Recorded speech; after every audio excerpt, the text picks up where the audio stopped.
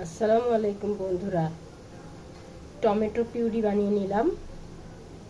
এগুলো দিয়ে আমি আজকে ভুড়ি রান্না করব। এই যে ভুড়িগুলো আমি কেটে ঠিক করে নিয়েছি সব। আলুগুলো ঠিক ভুড়ি যেভাবে কাটা হয়েছে ঠিক সেইভাবে কেটে নিয়েছি। এবার হাঁড়ি চড়িয়ে দিলাম, পেঁয়াজ দিয়ে দিছি, তেল দিয়ে দিলাম। পেঁয়াজটাকে এবার লাল করে নিব।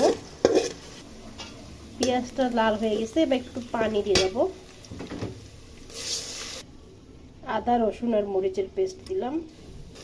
এখানে হলুদ, লবণ, ধনিয়ার গুঁড়া, গরম মশলার গুঁড়া আর এই যে আদা রসুনের পেস্ট দিয়েছিলাম, মরিচের গুঁড়া সব দিয়েছি। এবার কষি নিচ্ছি। এবারে আমি ভুড়িগুলো দিয়ে দিচ্ছি, ভালো করে কষিয়ে নেব অনেকক্ষণ।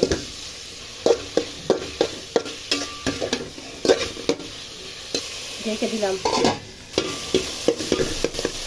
আলু দিয়ে দিচ্ছি, এগুলো কষিয়ে নিয়েছি আলু দিয়ে। এবার একটু ঢেকে দিচ্ছি।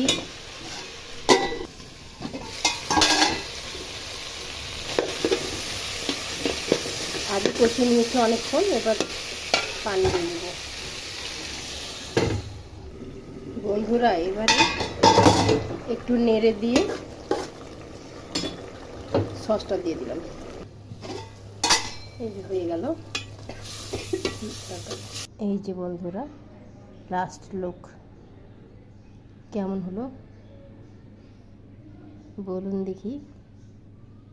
খেতে কিন্তু অনেক টেস্টি। আপনারা ইচ্ছা করলে বানিয়ে নিতে পারেন। ভালো থাকবেন সবাই।